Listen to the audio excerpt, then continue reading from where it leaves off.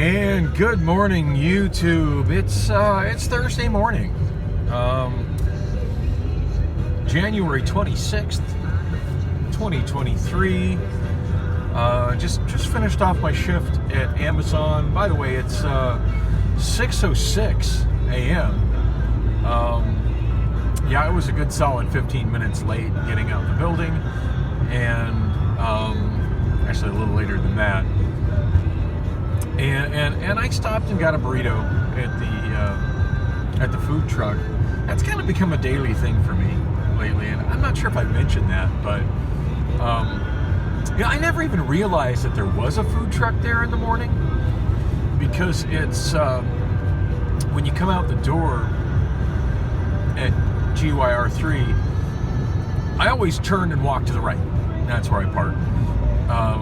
But if you turn and walk to the left, it's a little bit kind of towards where the cul-de-sac is over there on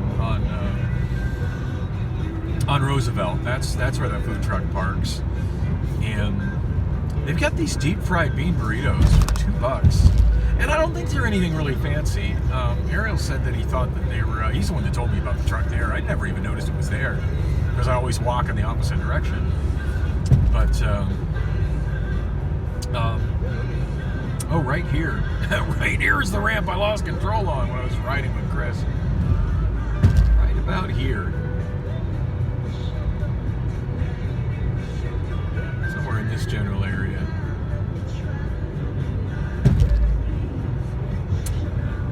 Didn't see an obvious mark on the right side from me, but yeah, there's definitely still a mark on my bumper from it. Anyway, and obviously I'm not taking my usual commute home.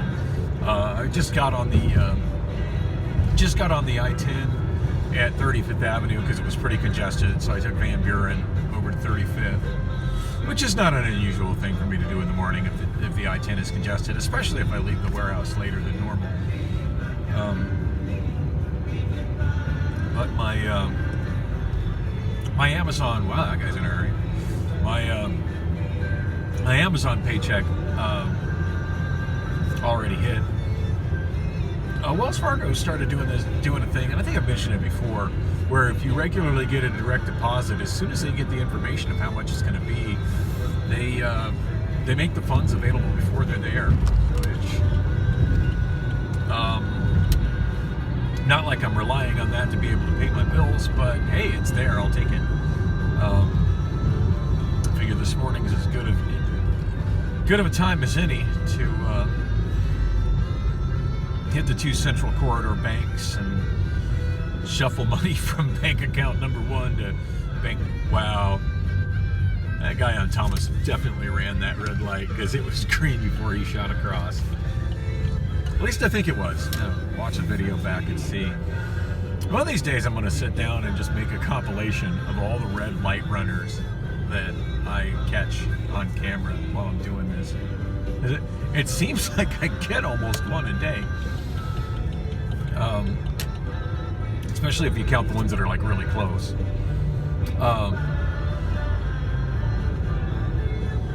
Anyway, yeah, Ariel was saying he thinks that those burritos are just like the kind of expensive, get them in a bag, microwave burritos, which I get those, quite a bit. But rather than just microwaving them, they're deep frying them. Anyway, they're freaking delicious.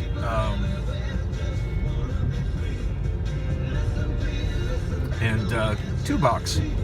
$2 ain't breaking the bank. I've usually got $2 in cash on me, so kind of been doing that every morning. Some mornings I get two of them. Although the last morning I got two, I ended up eating one on the way home, and then the other one just kind of sat in my car seat, and then by the time I ate it, it was cold.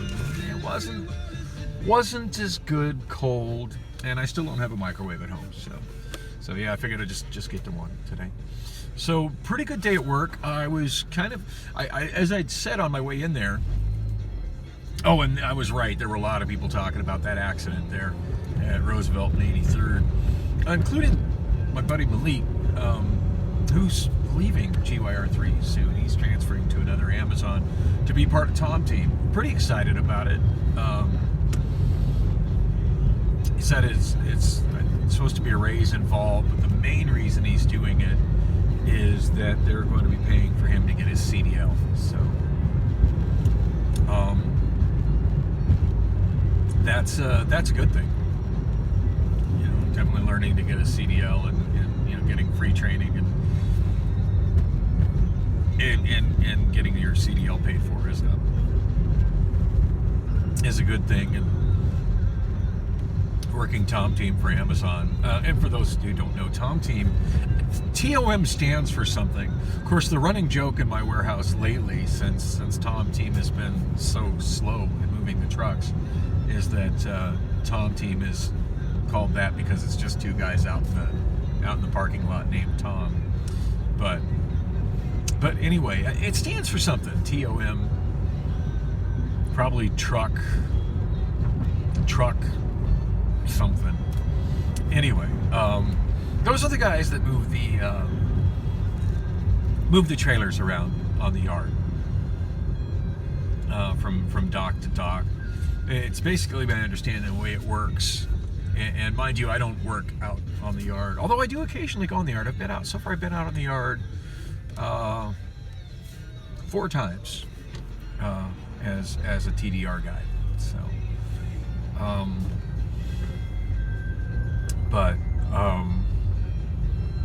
yeah,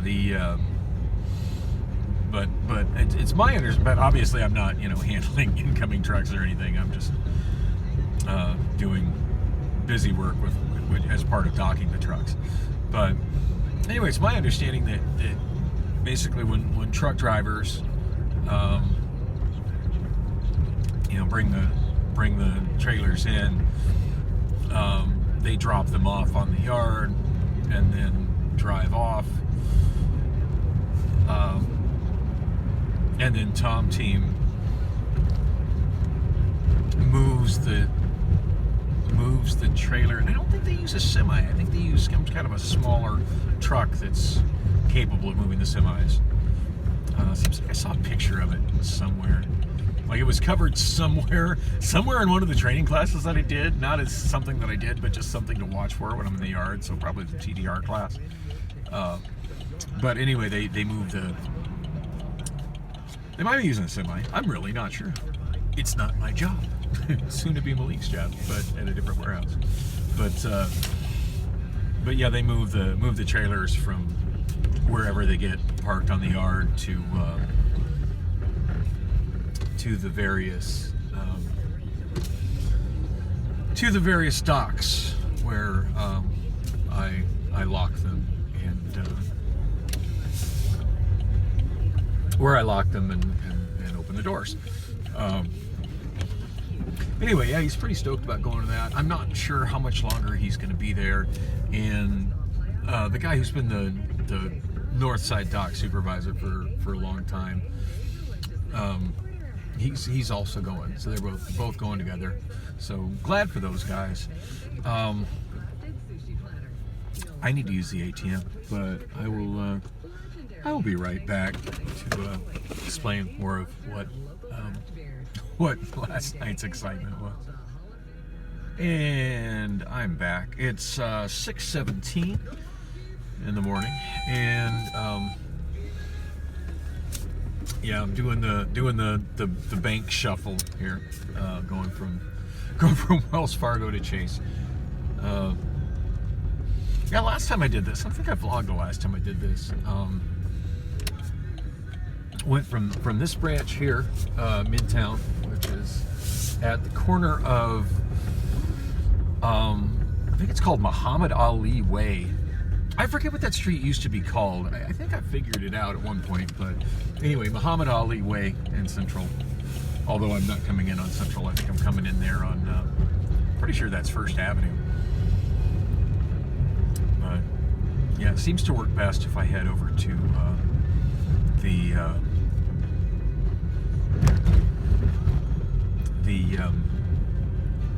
Chase, just further north on Central. But I don't go up Central. It's just way too much of a pain in the ass to try to cross the light rail and then cross the light rail again. It's way easier to go up 3rd and cut across on Osborne. Man, driving up this way kind of has me wishing that Adam was still camping out here. Although I'm glad he's got himself a nice place to live now, because it has been downright cold the last couple of days. In fact, I heard in the far Northwest Valley, like the west side of Surprise, Whitman, Wickenburg, Circle City, far north area of Peoria. I heard it snowed yesterday morning, which is pretty wild. It doesn't snow in the Phoenix area hardly ever. So I mean, most people will say it never snows, but I've seen it snow here, but it's a very rare occasion. Which reminds me, I kind of need to shoot a text message to my stepfather and ask if he got any snow yesterday morning, because he pretty much lives right in the area where it happened. I don't think any stuck on the ground, although I did see somebody post a picture on the Phoenix subreddit. I overshot my turn. Saw somebody post a picture of their roof with just a little bit of snow on it. Well, that's kind of neat. I think they were on the far side of Surprise, and of course the I'm still muted in there. I'm still not allowed to comment in there, but I still browse it, and occasionally we'll message somebody. But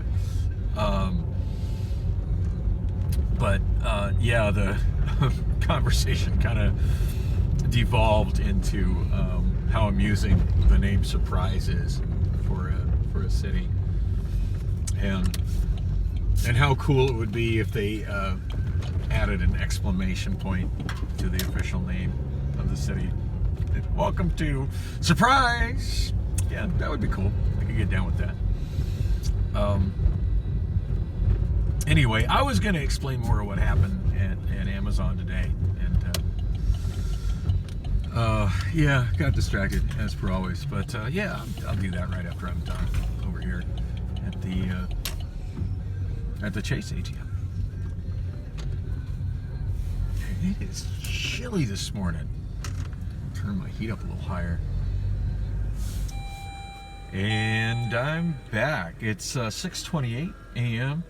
and damn, it is downright cold out there right now. Like, I don't have frost on my windshield, but 41 degrees feels freaking cooler than that. Anyway, I better turn that down. That's the Beatles. That usually gets me a copyright match, and whatever I'm recording blocked on YouTube. So usually seems to be if it's the Beatles or the Eagles. That's the two that get me blocked. Oh.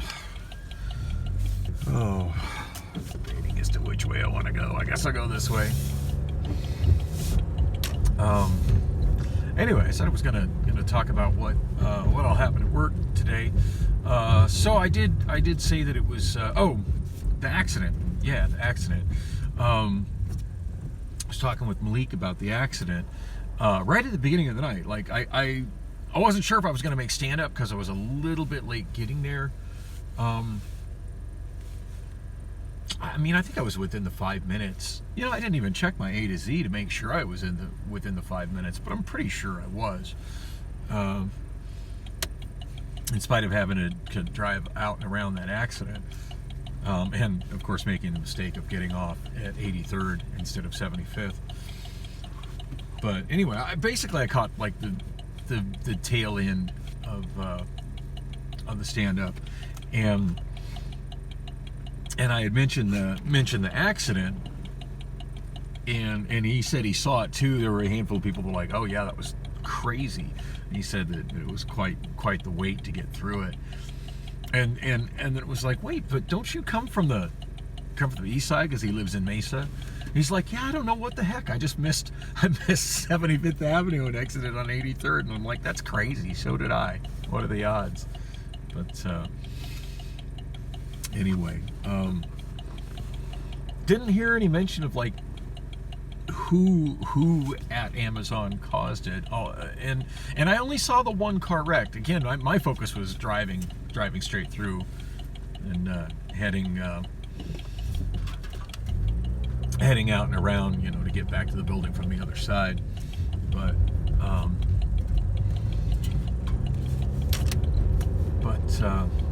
anyway, yeah, quite a few people mentioning that accident today, and as I was a little late coming in, there were quite a few people that were coming in with me that I'm sure got hung up in the traffic from it. So anyway, I had said it was going to be that I expected for leaders for the PA tonight that it would either be Brett or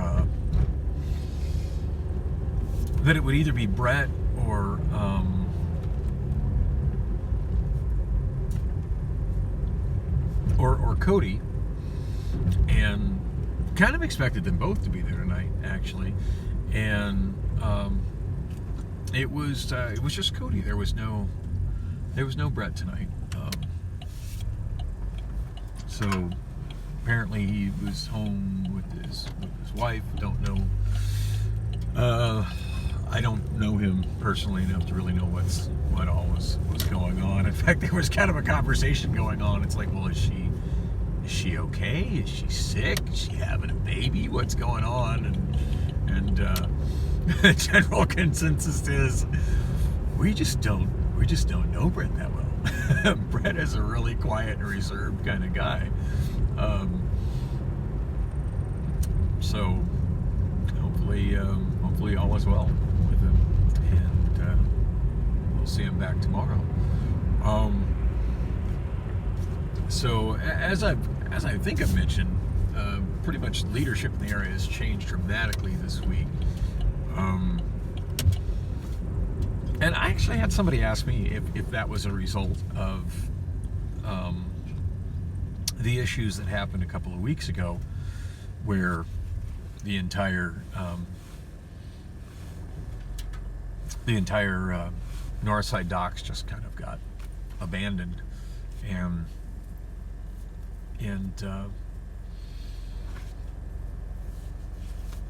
result in a situation where there were no totes, there was no truck for totes, there was nobody unloading totes, just straight up nobody there.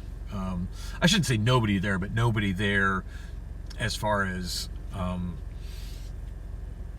like the water spiders there, the people that were running the robots and the people that were manual palletize, they were there.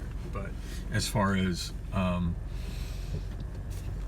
no leadership handling the docks, nobody opening and closing doors, nobody operating forklifts. One forklift operator that should have been there just kind of disappeared. She left her forklift there. Anyway,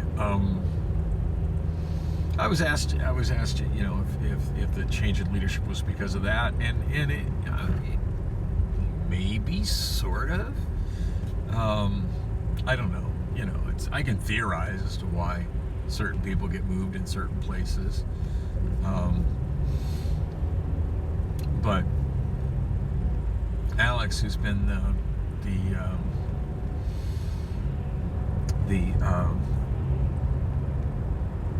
pretty much since I started working in outbound.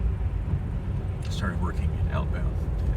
Not to be confused in inbound. That was the first department that I worked in for quite some time when I first got hired, and that was where I was initially a forklift driver, and where I became pretty much known as the wood pallet guy. But yeah, when I first initially, when I went over to work in outbound, it was because they were short a driver, and they inbound did what was called labor sharing, where they send an extra person over to pick up the slack in a department that doesn't have enough people in it. And And that particular day, they just really needed a forklift driver to unload totes. Obviously, at that point, I wasn't trained, nor did I have the permissions needed to do anything else in inbound. But totes, unloading totes. That's where.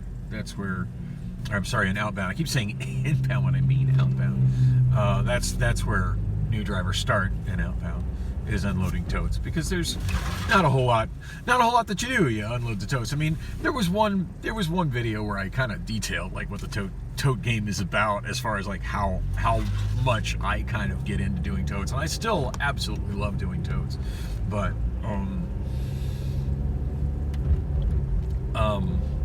but as far as the basic, take totes out of a trailer, put totes in loading zones, open and close gates to loading zones.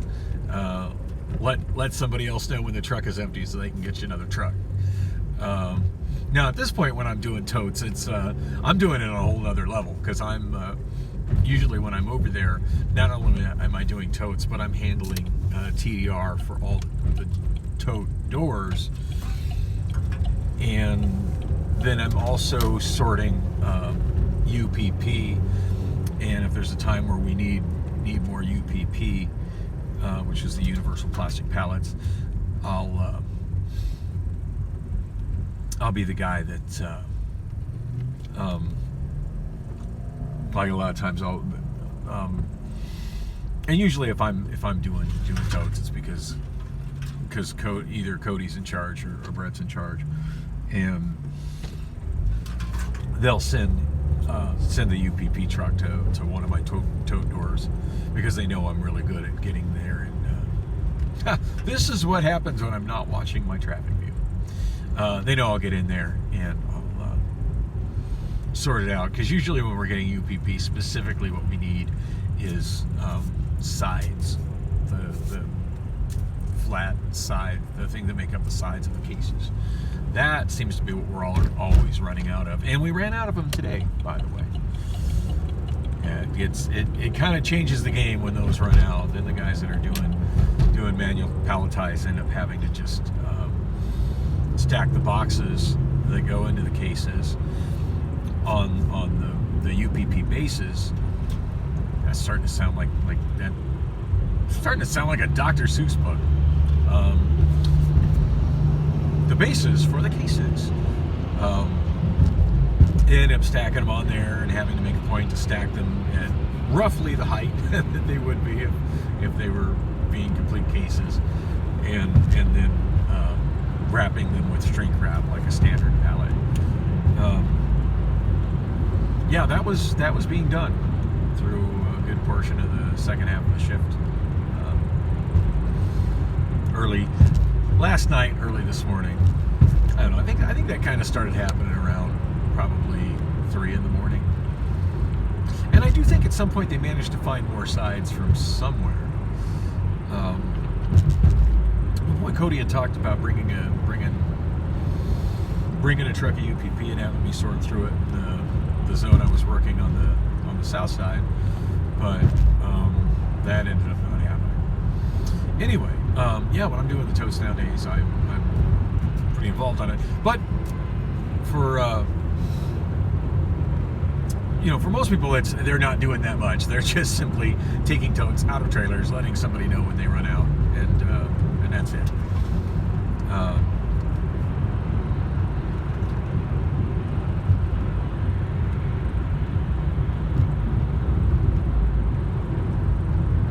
A guy in the oversized truck that just passed me on the right was honking. Apparently he didn't feel I was driving fast enough in front of him. Yeah, had quite the near, as I said in the last video, I had quite the near miss going into this intersection, but approaching it on the 202, headed westbound. So yeah, I'm not trying to be the guy tailgating through these intersections these days. It just isn't worth the risk. I'm not in that much of a hurry. I'm going home. I'm not headed to work. I'm not late. I'm just leisurely driving home. Oh yeah, there's a lot of traffic coming in see it, but I'm looking over to the left. A lot of traffic coming into downtown on the 202. Ooh, look, and I can see the sun starting to rise. Yes, I must get into my coffin before it comes over the horizon, or I turn into a big pile of dirt.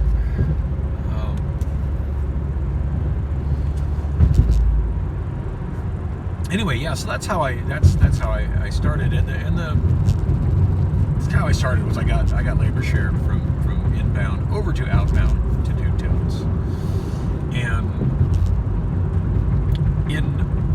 I want to say my first day of doing it, I wasn't given a lot of direction on how to do it, and I just kind of put my own spin on how I was doing it, and somehow, like literally on my first day, was more efficient than a lot of the people that were experienced and seasoned in doing it. So they were like, "Oh God, please, can you come here, start a shift tomorrow?" And that's pretty much how I ended up migrating from inbound to outbound. Now, granted, that came to an end when I had my first suspension when I bumped into the safety barrier, but that's a whole other story for another time, and a story that I've already told, more than once on this vlog. So, yeah, find that video. Feels like ancient history at this point. Probably like 8 months ago. Anyway,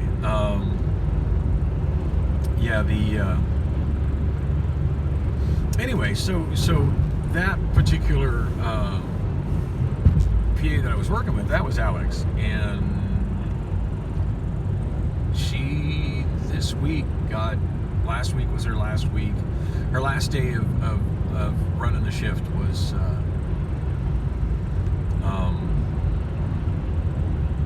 last Tuesday night. Not like last Tuesday night, but last Tuesday of last week. And then I want to say Wednesday of last week was her last week there. She wasn't particularly running it, but she was still there kind of as sort of part of the team. And now she's in another department. I'm not sure what department it is. Now, I have seen her coming and going, and she hasn't really taken time out to talk to me, which kind of breaks my heart. I'll get over it. But I have seen her there trying to help Kim out. I forget what department she oh, I missed my exit. Whoops. I forget what department she got transferred to. But she was talking about how it was supposed to be a promotion for her, but it honestly, it just kind of sounds like a sideways move. But I don't know. I mean, if it's a department she hasn't worked in before, it's just going to add to the things that she knows how to do. Honestly, I think what she's trying to do is work her way up into being an AM, an area manager. And if that's what she wants to do, I hope it works out for her. I've heard enough on. I feel like between things that I've seen there and things that I've learned about Amazon and the Amazon FC subreddit, I just don't feel too eager to be a PA or an AM. I mean, I don't know. They're gonna have to really push me into it. Like I'm not looking on the board to see if those positions are there to apply to it. I'm really happy and content what I'm doing right now. So, but yeah, change in leadership has been kind of weird this week, and today no Brett, but it was actually kind of a good thing. I feel like the last few days Kim has just kind of been thrown into replacing Alex, and with nowhere near the amount of knowledge that Alex had. And it's not like she could teach her everything, in just the super short time frame that was given for that to happen. So it's kind of neat. Usually when I work with Cody, he's just running the north side, and today he was running the south side. He was actually running the south side and the north side, and then kind of trying to keep keep Kim on track. But it worked out really well. It was actually the first time I've ever worked on the South Side with Cody, and it was kind of awesome. And he was stoked to see me there, because he wasn't in stand-up. I don't know if he was a little bit late getting there. I didn't think he was there at all. I saw no when I was at stand-up and I saw no Brett and I saw no Cody. I'm like, oh, this is gonna be an interesting night. But yeah, I just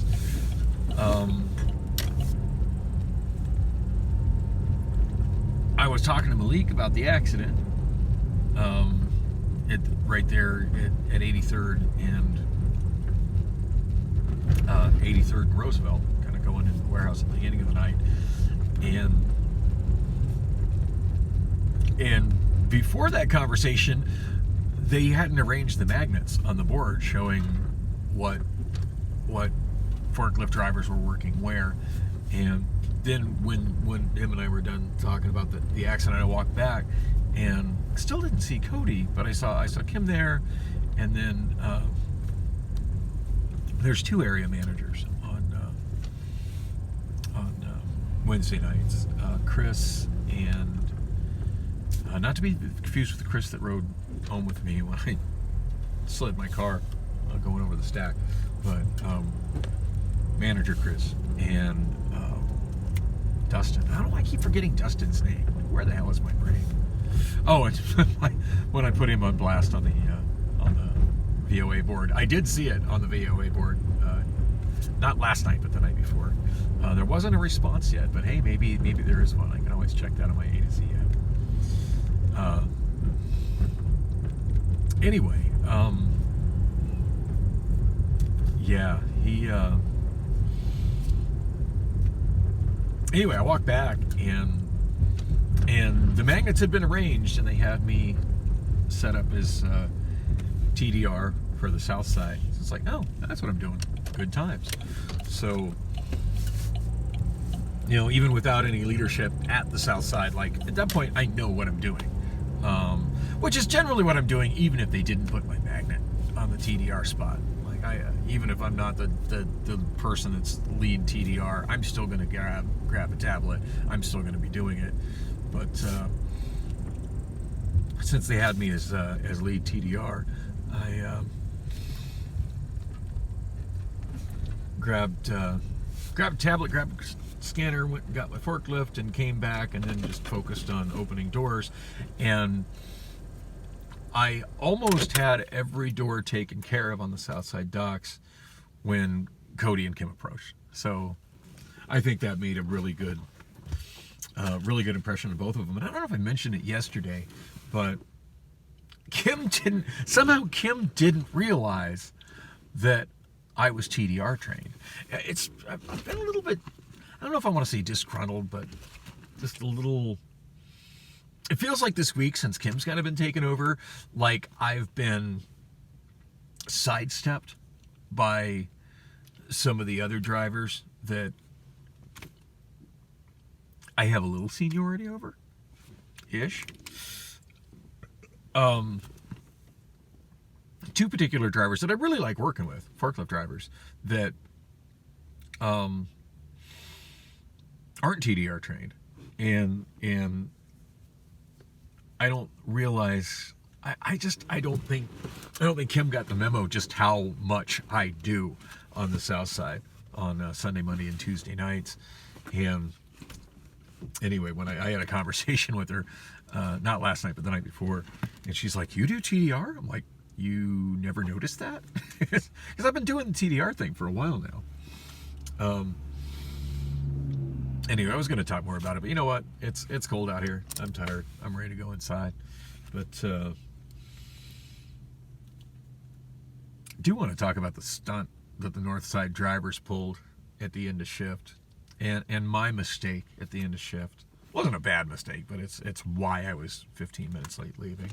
Those two things together were why I was 15 minutes late leaving. But I'll probably try to remember to explain that on my if I vlog on my way to work tonight.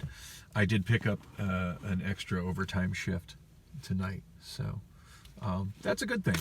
I mean, that was certainly a part of why I had quit Bullocks was because I make substantially, like over twice as much money doing a Thursday night overtime shift as I make doing as I was getting paid to do a karaoke show at Bullocks, especially considering how poorly I was getting tipped there. So anyway, hopefully I'll try to explain that. Thanks for coming with on the ride home, and like and subscribe if you enjoy listening to me talk to myself.